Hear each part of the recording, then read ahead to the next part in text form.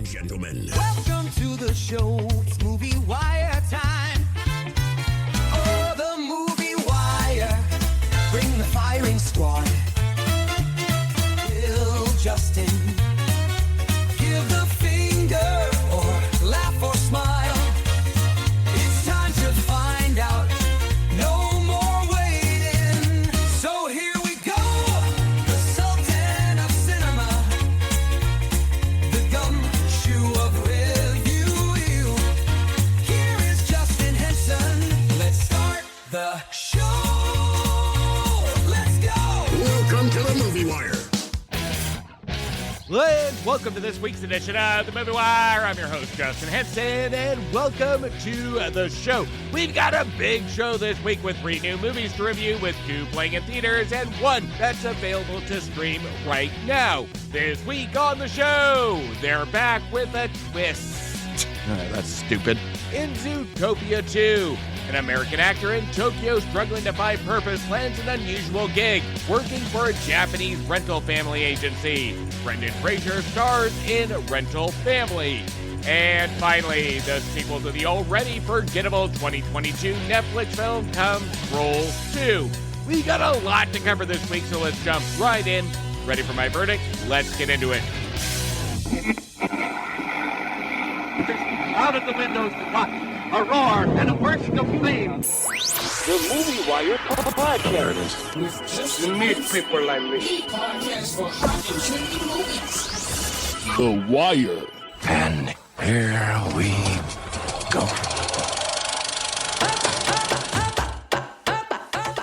Ray Rebekop, Judy Hopps, and her friend Nick Wilde once again team up to crack a new case, the most perilous and intricate of their careers, in Zootopia 2.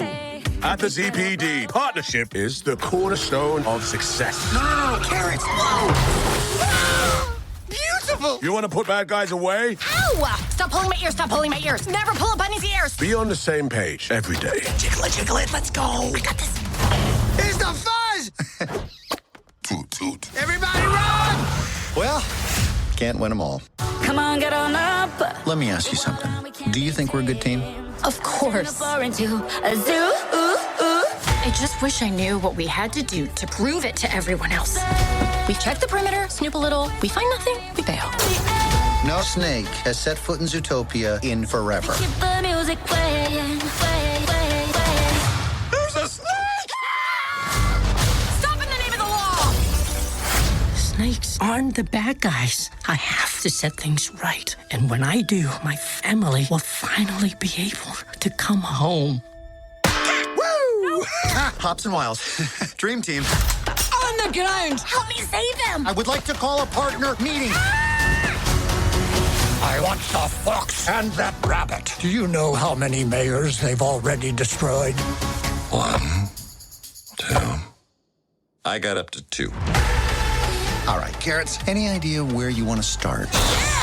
If you want to find you a reptile, I am your gal. Breathe it in. Woo! Zootopia has a secret reptile population. Just let me handle the locals. Hey, bub. Hey, bub. Hey, bub. Hey, bub. Hey, bub, bub. Hey, bub. Bubby, bub. Hey, bub. Hey, bub. Hey, ho. Hey, bub, bub. Seen a snake? Nope. Wait, cannonball! Baby, keep the music playing. Come on, get on up. We're wild and we can't be tamed. I got eyes on them! In pursuit!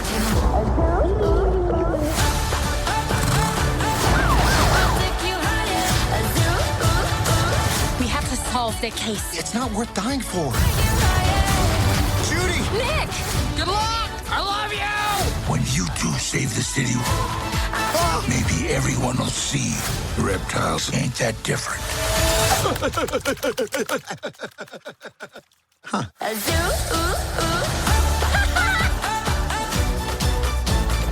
Our duo of opposites from morals, attitude, and species return. This go-around fully uniformed officers of the law in the ZPD. Our bunny Judy Hopps and fox Nick Wilde, voiced by Jennifer Goodwin and Jason Bateman, who are still learning how to be partners after a chase gone wrong. Their partnership is put to the test when ZPD's chief of police threatens to separate them unless they go to partners therapy. During the case that goes wrong, Hopps discovers a piece of snakeskin. Gross. That is not common in Zootopia since reptiles are separated from the city. But Hops puts the pieces together to find out that the snake called Gary, voiced by Ke Huy Quan, might be attending a gala celebrating the centennial anniversary of the city's foundation, where a journal is on display detailing the creation of Zootopia's weather walls, the pivotal invention that allows different species to live together in Zootopia. This journal hides a secret that a family of the rich lynx family called the Lynxley family wants to protect and reptiles want to get their hands on. And I will leave it at just that. This journal is the driver to Hops and Nick to go rogue and disobey orders and go on a chase to uncover the mystery. And more importantly, to the plot is to discover how to be partners. Now, all this seems to be common and familiar with contrasting partners and situations to get a laugh, with the uniqueness of them being animals and in an animated feature. But we have had buddy cop movies that have attempted unique characters from aliens to dogs, cats, monkeys. Zootopia just said, hey, let's just use animals and make it a cartoon. But there is a different feeling here, where our writer-director Jared Bush knows there has to be a strong message to tell kids here. Well, in between the subtle adult jokes and nods to sexuality that Bush could resist to put in, that does get a bit risque if adults are paying attention. We can tell that Bush caters to a vast audience here, but really leans into walking a fine line into who this movie was made for, kids or adults. And as I was looking around the theater, especially when some adult jokes or scenes happen, everybody was having a good time. Adults would laugh, kids would laugh because the adults were laughing, except when our Judy Hopps gets stabbed in the heart with a syringe, where one adult just blurts out loud, "Oh my," as she covers her kid's eyes. Zootopia isn't the innocent animated feature that leans into cutesy entertainment just because it has a lot of bright, colorful, cutesy animals on screen.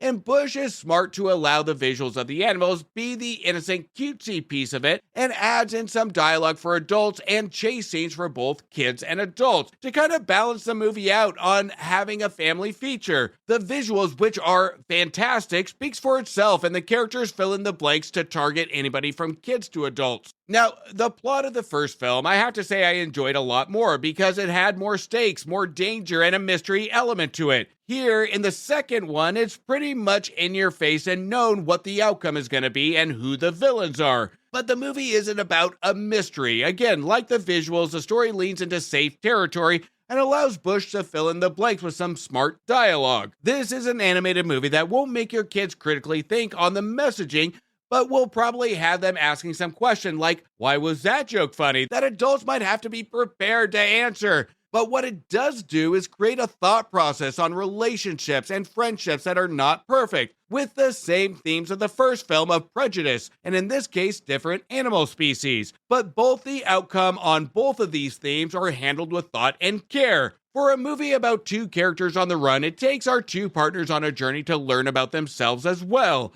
And compared to some live-action buddy cop movies, this is one that doesn't put our characters in forced situations to have them look at each other in the eyes and say, I get you, after a bar brawl or after a shooting scene. Nick and Hops learn through words and not just actions. And that is the important thing to show kids while still shining a feeling of a buddy cop movie for adults. Animated movies or kids movies should do two things while entertaining. One, make you critically think through the story using dialogue and visuals. Or two, put a forte on the messaging, utilizing the animation in an intelligent way. Here we go all in on number two. Even during some long-winded conversations with Nick and Hops, I was never bored, and nor with the many kids in my theater.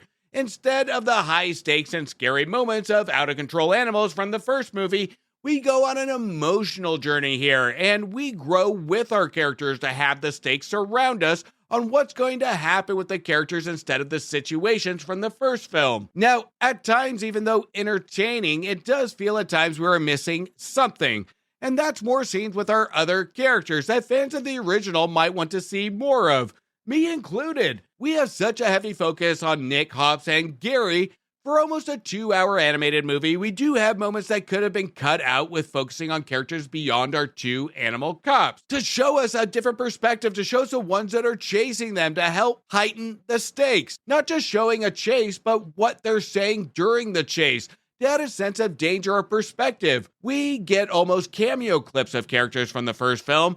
for some, again, might be enough to feel like a true sequel, these insertions don't feel like they are well utilized, but rather moments for a viewer to say, oh, look who it is. The movie does do a good job on building the relationship of Nick and Judy in its hour and 50-minute runtime, and it's still entertaining, but we can visually see some scenes that could have been cut out to insert some bigger nods or more characters from the first film to kind of grow this universe. But thank God we do get an appearance from Flash, our sloth character from the first film.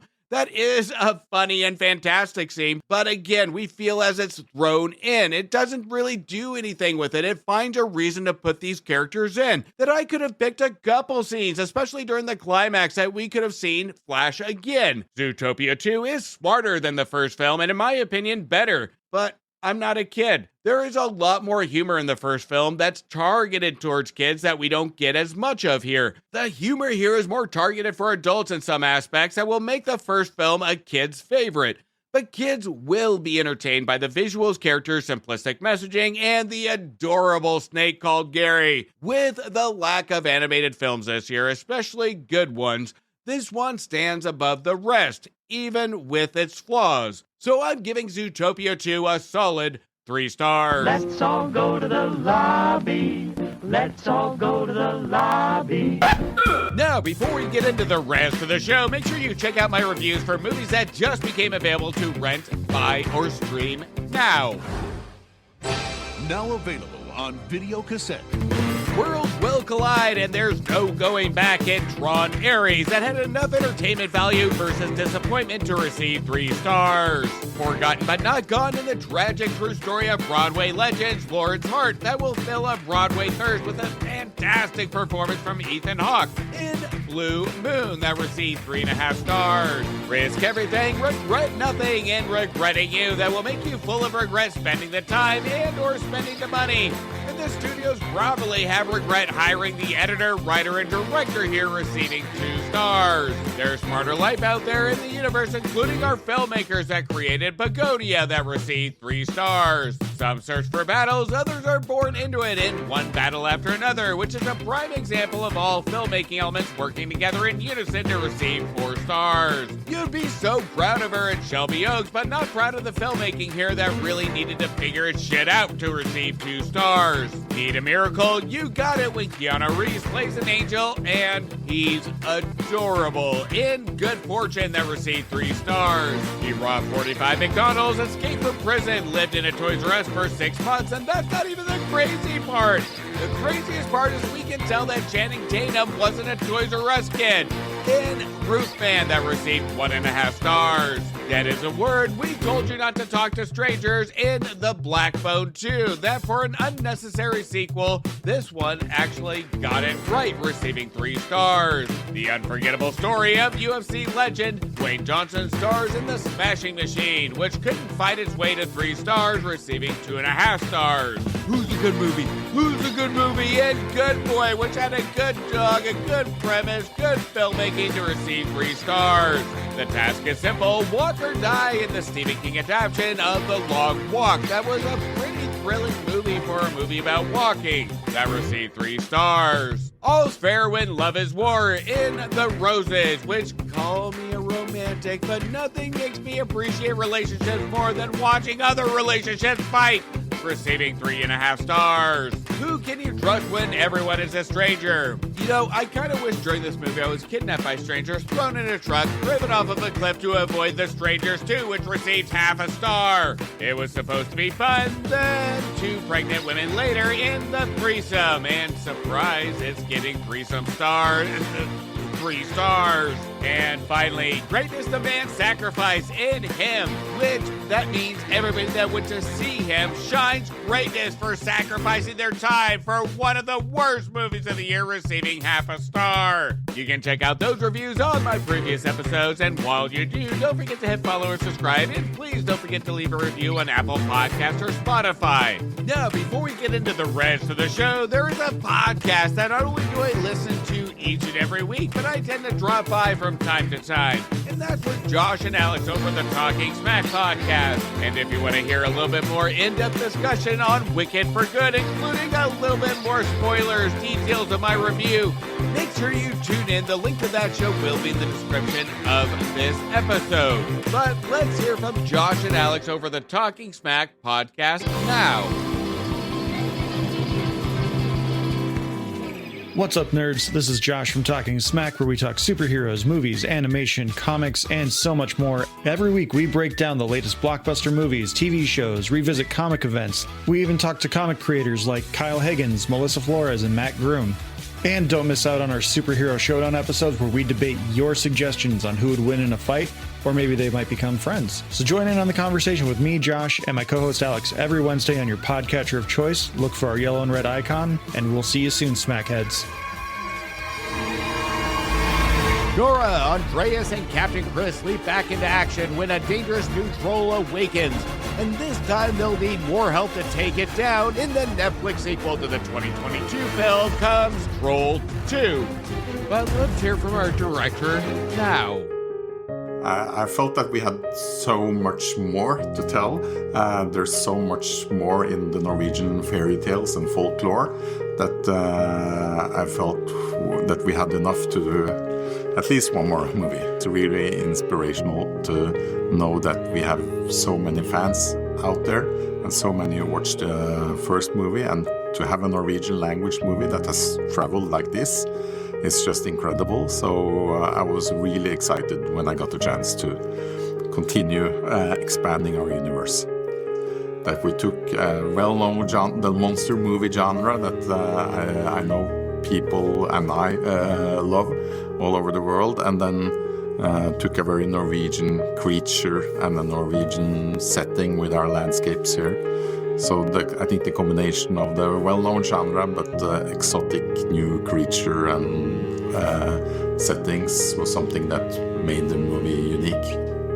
In this movie, in addition to all the monster mayhem thing, we also have this more kind of Indiana Jones National Treasure kind of like hunting for the lost grave thing that I think adds another dimension to the movie, and it's stuff I remember growing up, like loving Raiders of the Lost Ark and those kind of movies. So to be able to kind of tap in a bit into that on this one was really fun. And I think I got the idea for the first movie somewhere time back in the 90s, and that was after seeing like Independence Day, Armageddon, Emmerich, Godzilla, those kind of movies, and thinking like, what if we were to do one of those in Norway, how would that look? And then obviously it has to be a troll, because they're such a huge part of our culture. And then the idea came from there.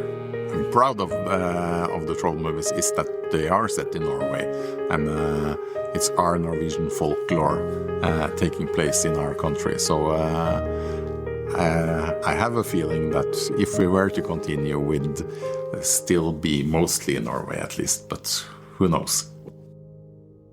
Now, you ever go to a nice restaurant on a special occasion with your family and you tell your kids to order whatever they want, and every time your kids order chicken strips, yay for the wallet, but boo for the experience? That's exactly what Troll 2 is, but there is no yay.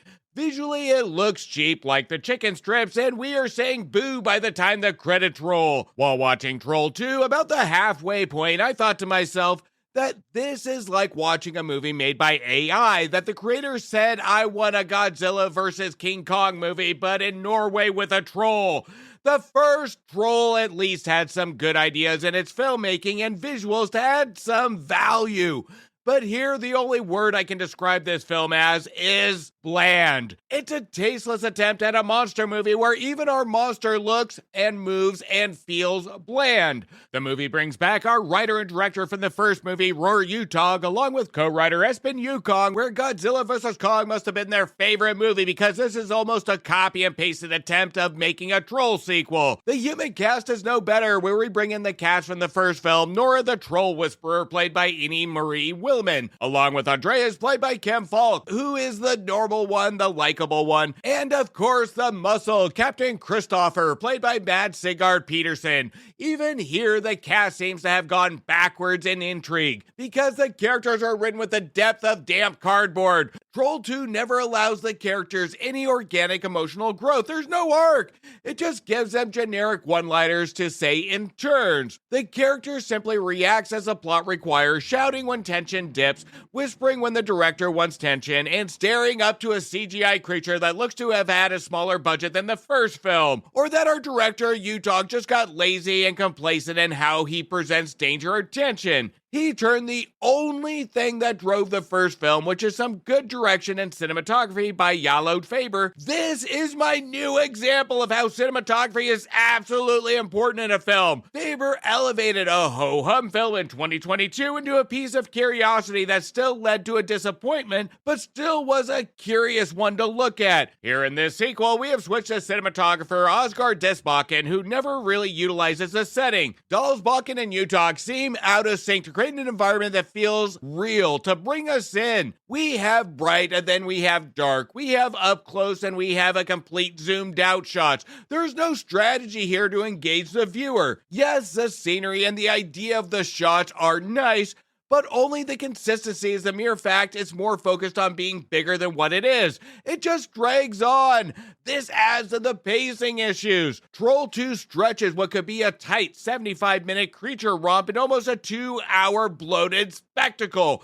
Instead of a failed attempt of building momentum, it just goes from setting to setting with words of nonsense, like a high schooler giving a presentation and using filler words to make a time expectation. To the point I had an energy drink during the first act and I fell asleep with only 30 minutes to go, that I had to backtrack when I woke up.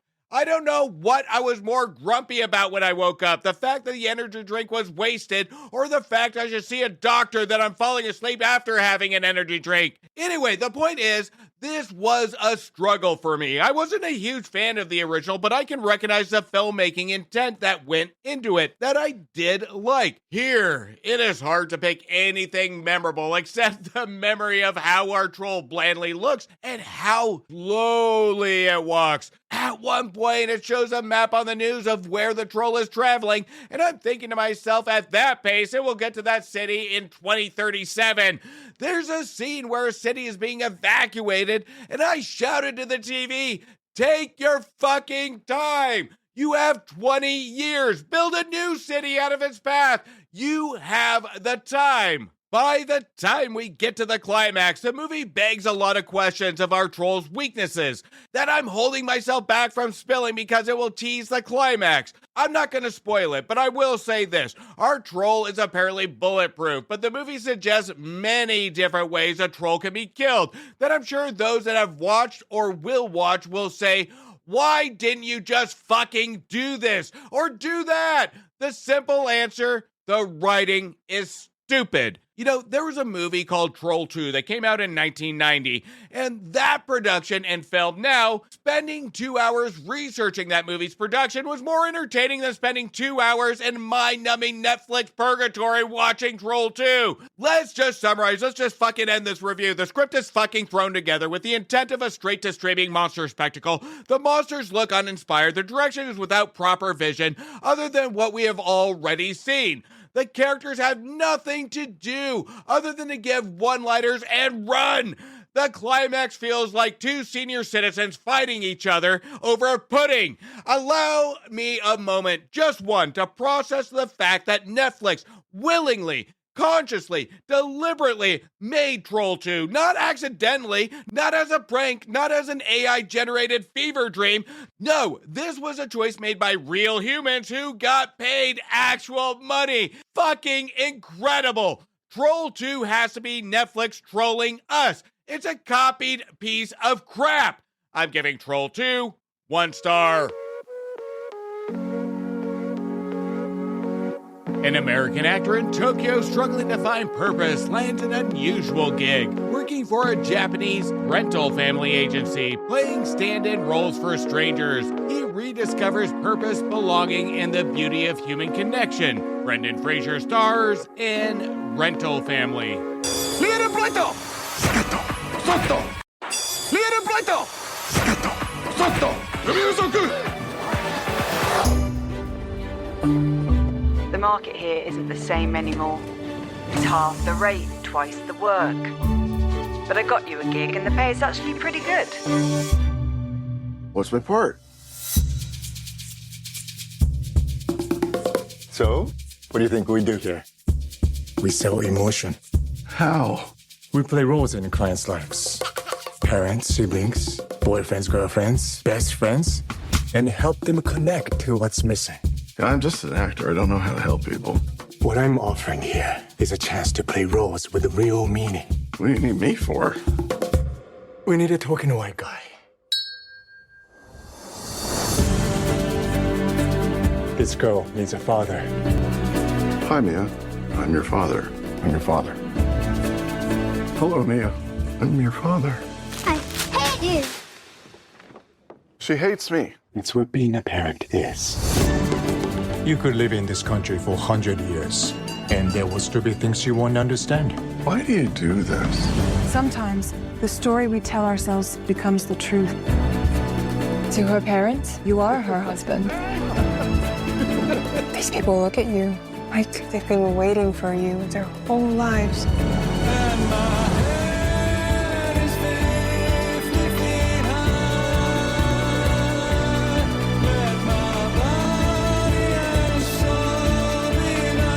And what you'll discover is that they stay with you. Well, this is amazing. It's cool, but it's fake. You know, sometimes it's okay to pretend.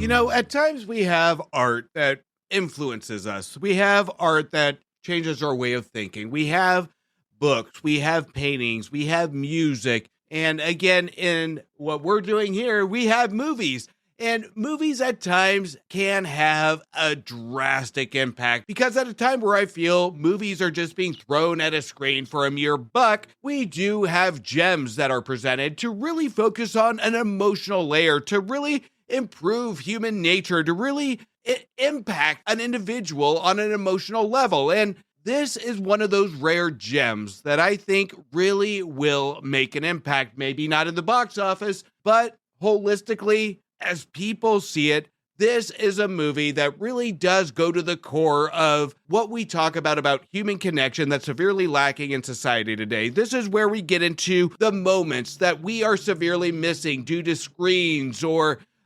distractions in politics or whatever it may be. This is a movie that takes us back to a holistic emotional core. This is a movie 2025 needs right now. As we grow from youth to adult with films, we can remember moments. Some that excite us, some that thrill us, some that make us cry, and some that make us laugh. And that could be moments from Casablanca's goodbye scene to the T-Rex breakout in Jurassic Park. I had one of those moments in Rental Family that wasn't an elongated scene, but just a singular moment that will stay with me. And it's a scene where we have our main character, Philip, played by Brendan Fraser, who's an actor assigned to play a dad to a little girl named Mia, played by Shannon Gorman, without her knowing that he really isn't her real dad. So she can get into a school that her mother desperately wants her to get into. And in this moment, we take place at a school setting where Philip and Mia are assigned to make something out of objects like water bottles, paper clips, etc., etc. And we get a cutscene after the project where Mia quickly gifts Philip a coat hanger mobile that have what looks like an octopus and sea creatures hanging from a coat hanger. Fraser gives one singular look into the camera that is so quick, but so effective and so deep. It defines not only his brilliance as an actor, but sets the stage for what would be the next hour and a half of pure cinematic soul food. This scene in the wrong hands could have been emotionally forced. It could have been an easy emotional grab, but it isn't. And it goes for the entire movie. This is a theme of the movie of allowing the audience to just explore their own emotions of what they're seeing on screen. We do have cliche situations that we know what's going to happen, but the journey that leads up to it earns the right to be predictable, because even though the outcome is predictable, the emotions are not. Emotions at times can be unpredictable. It's human nature. And our writer-director Hikari, along with writer Stefan Blahut, knows this. Emotion is at top of mind on how we react, especially when we are trained to act in a certain way in society. Philip is a trained actor, down on his luck to get work in Tokyo, until he scores a gig with a company owned by Shinji, played by Takehiro Hira, that focuses on filling emotional voids that can be situational or just pure emotional. Philip's first gig is to pretend to marry a girl that is in love with another girl, so her family can be at peace. Now, on the surface level, there are a lot of opinions on just this mere topic, that some might just say, why don't you just be happy? Forget about all the things in the background. Do what your heart says. But the film realizes the simplicity of the term. Just be happy. Do what you want. And we all know as humans, this is easier said than done. That's where Rental Family comes in. Emotions, especially when they're mixed in with a family environment, are never as simple as follow your heart in the real world. And Hikari brings that to the surface. With every emotion brought to the surface, there is a consequence that even Philip without family has to learn as he grows emotionally attached to his clients. Rental Family has a title that reminded me of films like Cheaper by the Dozen, Daddy's Home, Hostage for a Day, or even the dreadful Family Plan that just got a sequel that I am not reviewing, but in case you're wondering, I'm giving that 1 star. It's such a basic title that hinders almost what the movie is trying to accomplish, which is a meditation on the self-reflection of emotions of life. My biggest criticism of the film is that the title is too basic to promote the movie that is so focused on an emotional journey that it asks the audience to really deep dive into oneself. And for that to be my biggest criticism is a win for a movie like this. Because there wasn't a moment that I wasn't along for the ride of Philip and all his clients to seek happiness or acceptance. Life can be a tough journey, especially with things we grow that are out of our control. They can affect how we grow financially, physically, and again, emotionally. And Hikari doesn't shy away from hardship challenge to tell the tale of family and connection. She shows the beauty of new relationships, remembrance of old relationships, and hope for a continuation of building a connection in the future. And yes, the movie does use a vehicle of a cliche business to prove its points, but it is merely just that, just a vehicle. It's everything in between that works. All the heavy lifting in between the cliches are done so by the cast, including Brendan Fraser, which there isn't a better role that could have been written for him at this point in his career, to really catapult his already likability that we saw from his comeback performance in 2022's The Whale. That was my number 2 pick for Best Picture of the Year. Here he gives a performance that really leans into his likability and humbleness, where we see vulnerabilities put up front and center. It is an absolutely perfect performance for this type of movie with Fraser that I will be putting my Fraser hat on and cheering him on during awards time. Fraser once again shows that putting your own vulnerabilities into your acting is more effective than some that focus on method acting. We can see every worry, every curiosity, every subtle step of pain come across his face without him even saying a word. And when he does speak, it's a forte on a focus of what our director Hikari is trying to accomplish. This is one of the best performances of the year because Fraser has to react to environments given his size. He has to resist temptation given the magnitude of the emotion. He has to treat this role as an actor with pain, that when faced with emotion, it comes across awkward because he doesn't know how to process it, but rather knows just the mere fact that there's right and there's wrong. And he uses morals to gain emotional growth and emotional arc from experience, and not just pretend emotions don't exist as a profession, as a work environment.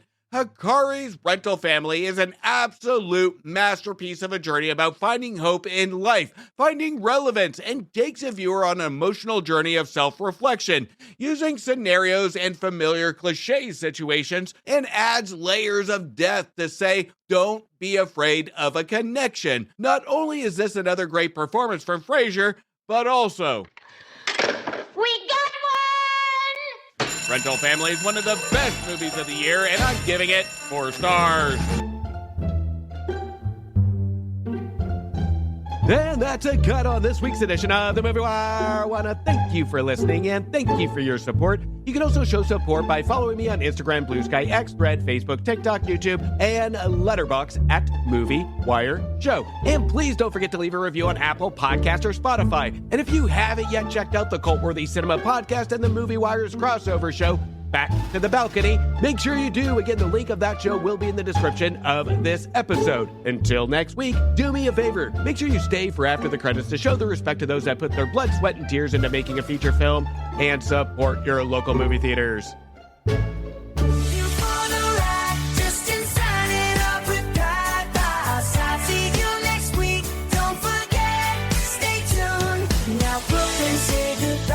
Thank you for bringing me to the movies. Let the credits roll. We say farewell. Join us next time. We'll have more tales to tell.